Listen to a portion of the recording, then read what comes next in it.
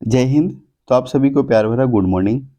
तो आप लोग कैसे हैं? आशा करते हैं आप लोग अच्छे होंगे और आपका तैयारी अच्छी तरह से चल रहा होगा। तो आज है आपको 24 जनवरी।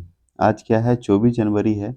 और 24 जनवरी से करंट अफेयर का जितना भी महत्वपूर्ण प्रश्न बनता है वो सभी हम इस क्लास में डिस्कस करेंगे।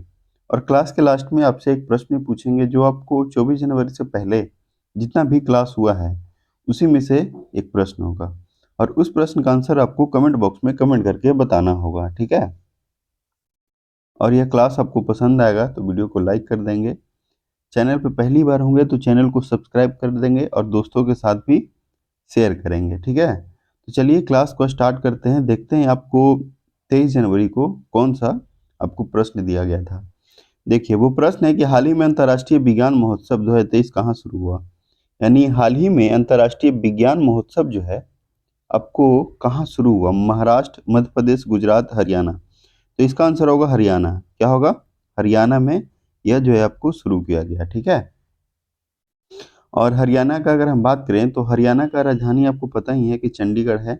और इसका गठन 1 नवंबर 1966 को हुआ। 1 नवंबर 1966 को आपको हरियाणा का गठन हुआ। ये डेट आपको याद रखना है, डेट याद रखना है, क्योंकि एग्जाम में कभी कभी आपको डेट से भी क्वेश्चन पूछ देता है, ठीक है? तो आपको डेट याद रखना है। तो हरियाणा का गठन कब हुआ? 1 नवंबर 1966 को। और उसके अलावा अगर हम बात करें मनोहर लाल खट्टर यहाँ पे क्या है? चीफ मिनिस्टर हैं, यानी मुख्यमंत्री हैं, ठीक है? अब बंडारू दत्तात्रेय याद रखना है आपको राज्यपाल। बंडारू दत्तात्रेय क्या है? आपको राज्यपाल हैं।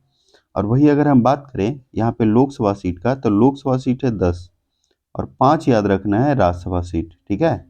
5 क्या है? राज्यसभा सीट है। और 90 याद रखना है यहाँ पे विधानसभा सीट है। 90 क्या है? विधानसभा सीट, ठीक है? तो इतना बात आपको हरियाणा के बारे में याद रखना है। ये आपको स्टैटिक जीके है, ठीक है? और यहाँ से आपको एग्जाम में प्रश्न पूछा, या तो आपसे पूछ लेगा कि हरियाणा में लोकसभा सीट कितना है, ठीक है? या तो आपसे पूछ लेगा कि विधानसभा सीट कितना है हरियाणा में, या आपसे पूछेगा कि हरियाणा का गठन कब हुआ। तो ये सभी जो है आपको स्टैटिक जीके में आता है और यहाँ से भी प्रश्न पूछे जाते हैं एग्जाम में। तो आपको इन सभी प्रश्न को भी याद रखना है, ठीक है? अब देखते हैं आपको 24 जनवरी का प्रश्न। 24 जनवरी को कौन सा प्रश्न, सॉरी, 24 जनवरी का फर्स्ट प्रश्न को देखेंगे, ठीक है? हाल ही में फोर्ब्स की रिपोर्ट के अनुसार स्वर्ण भंडारण यानी सोना, ठीक है, सोना के भंडारण के मामले में भारत को कौन सा स्थान मिला है? छठा, आठवां, 10वां या फिर 9वां? तो इसका आंसर होगा आपको 9वां। क्या होगा? 9वां, यानी 9वां स्थान मिला है भारत को, ठीक है? और पहला अगर हम बात करें, पहला तो पहला है यूएसए, पहला अमेरिका है। और सेकंड अगर हम बात करें तो सेकंड याद रखना है जर्मनी, सेकंड है जर्मनी। और थर्ड अगर हम बात करें तो थर्ड आपको है इटली, थर्ड कौन है? इटली है, ठीक है? तो ये तीन नाम याद रखना है, 1 2 3, ठीक है? और एक एक है आपको अपना प्यारा भारत का, कि भारत का स्थान क्या है वो याद रखना है। पहला है आपको यूएसए, दूसरा है जर्मनी, तीसरा है इटली। यानी पहला, दूसरा, तीसरा आपको याद तो रखना ही है। और इंडिया का भी रखना है, अपनी यानी अपना प्यारा भारत का भी जो है आपको याद रखना है। उसके अलावा और भी अगर इंडेक्स में अगर हम बात करेंगे तो भारत में जैसे पासपोर्ट इंडेक्स हो गया, ठीक है? तो पासपोर्ट इंडेक्स में 2024 में कौन सा स्थान मिला है भारत को?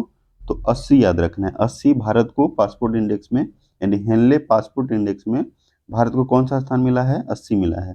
और पहला अगर हम बात करें, पहला आपको सिंगापुर है। पहला जो है सिंगापुर पासपोर्ट इंडेक्स में, ये आपको हाल ही में जारी हुआ था, ठीक है? और सेकंड है जापान, सेकंड कौन है? तो जापान है, ठीक है? तो ये आपको याद रखना है। उसके अलावा और भी अगर हम बात करें तो इनोवेशन इंडेक्स में आपको 40 है भारत का स्थान, इनोवेशन इंडेक्स में 40 है।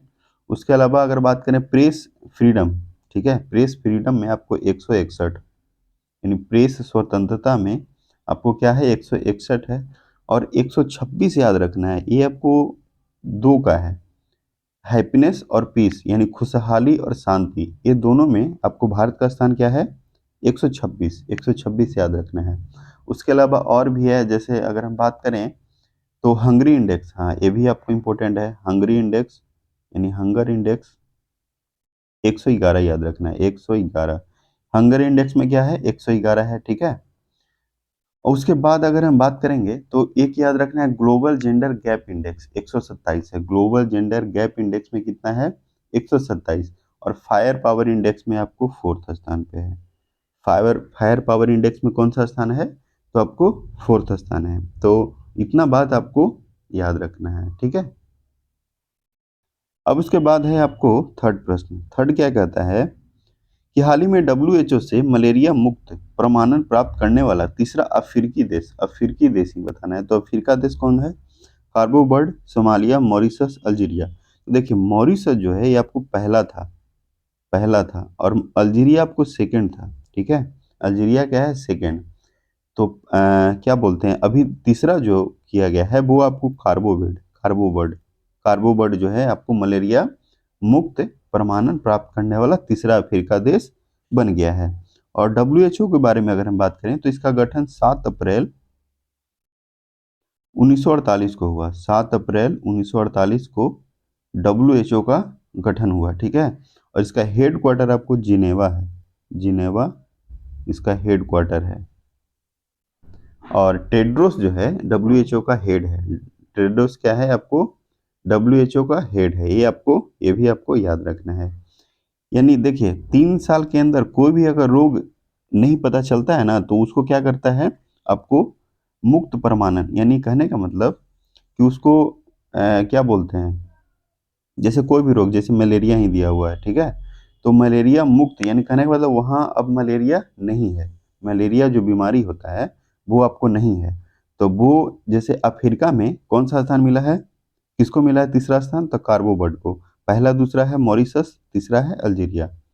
अब उसके बाद है थर्ड प्रश्न को देखेंगे। थर्ड क्या है, थर्ड है आपको हाल ही में IUCN ने पहली बार किसे रेड लिस्ट की असुरक्षित श्रेणी में शामिल किया, हिमालयन बुल्फ, अरुणाचली याक, जंगली भैंस या फिर नीलगाय।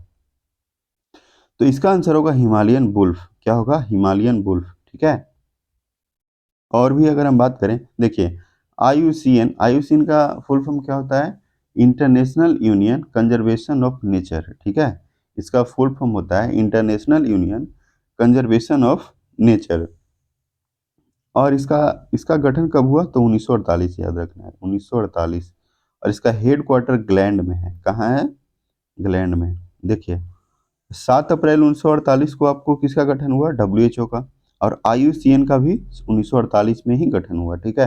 यानी भारत जब आज़ाद हुआ था, यानी भारत जब आज़ाद हुआ कब, 1948 में स्वतंत्र हुआ, ठीक है। तो उसके एक साल बाद ही IUCN और WHO का गठन हुआ।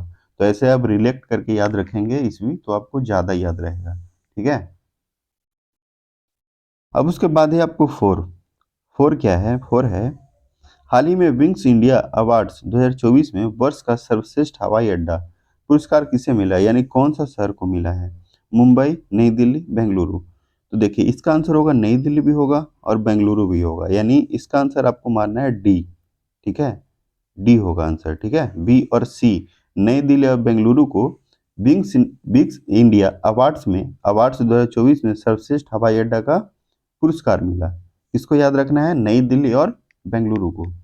और सर्वश्रेष्ठ हवाई अड्डा का अगर हम बात करें तो आपको याद रखना है चांगली एयरपोर्ट जो है सिंगापुर का है, ठीक है।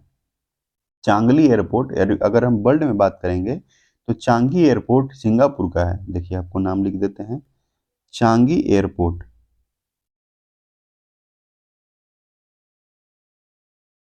चांगी एयरपोर्ट ये आपको सिंगापुर, ठीक है, सिंगापुर में है चांगी एयरपोर्ट।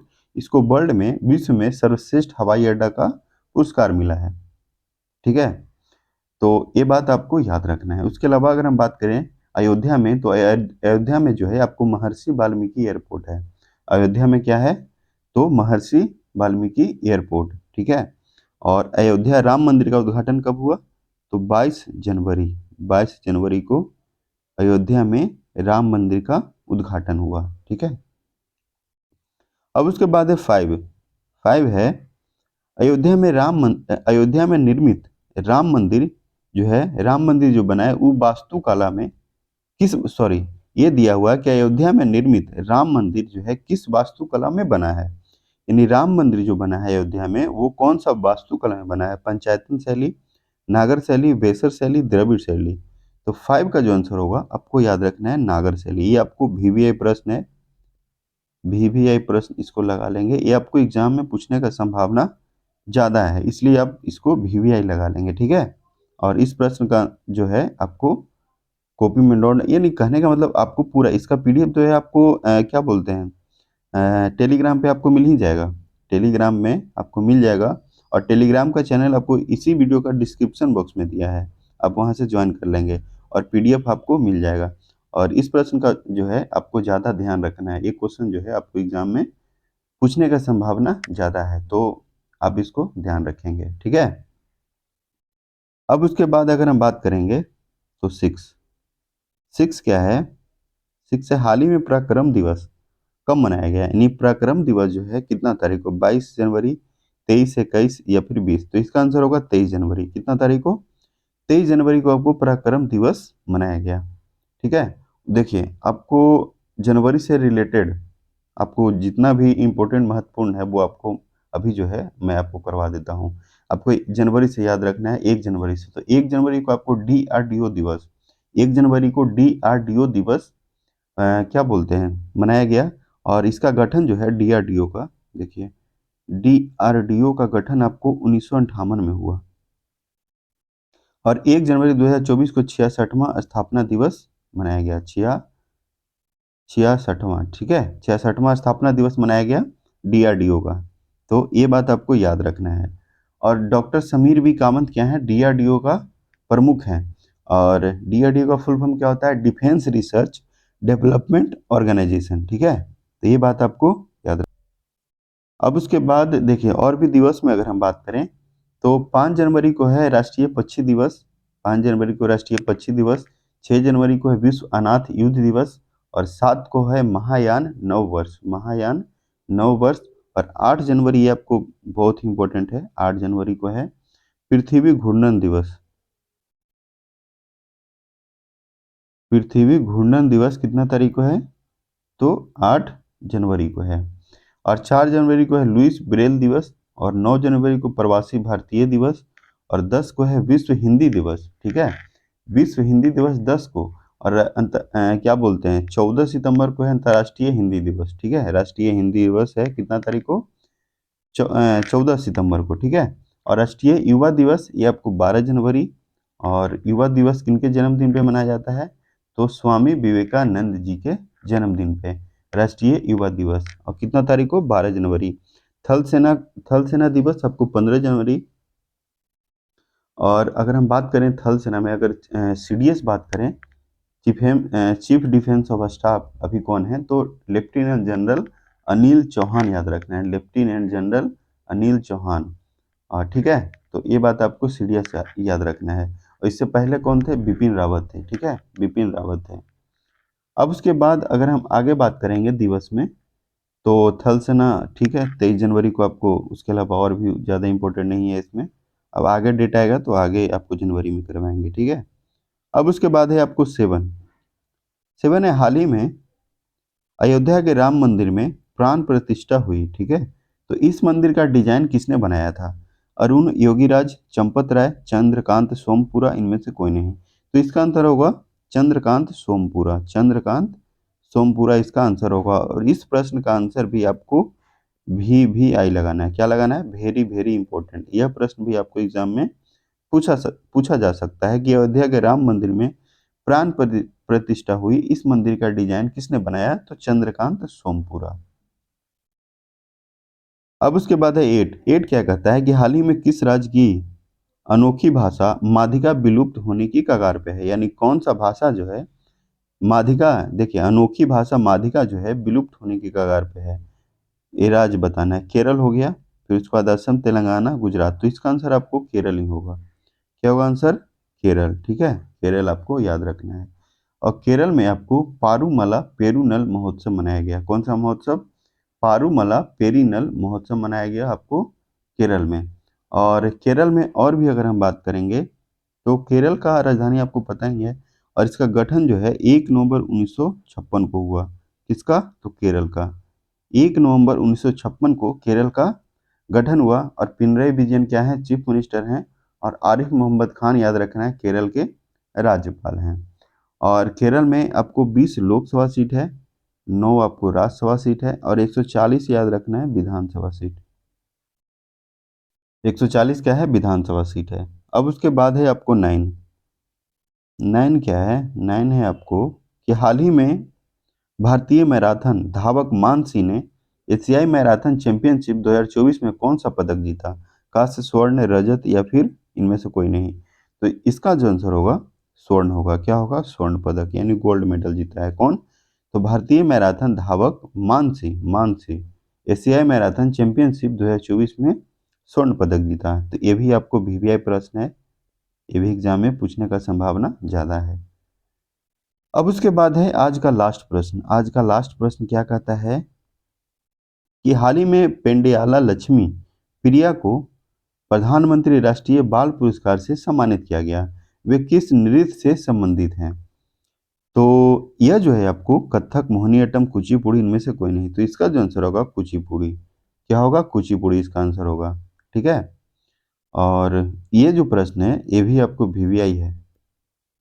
इस प्रश्न का आंसर भी आपको, ये जो प्रश्न है ये आपको वीवीआई है, आप इसको भी आप याद रखेंगे। अब उसके बाद यह जो प्रश्न है आपको क्वेश्चन फॉर यू है, यानी इस प्रश्न का आंसर आपको कमेंट बॉक्स में कमेंट करके बताना है। ठीक है। और आपको वीडियो अगर पसंद आया होगा तो लाइक कर देंगे, और चैनल पे पहली बार होंगे तो चैनल को सब्सक्राइब कर देंगे और दोस्तों के साथ भी शेयर करेंगे। ठीक है। तो चलिए आज के लिए इतना ही रखते हैं। तब तक के लिए जय हिंद, जय भारत। सभी लोगों को बहुत बहुत धन्यवाद।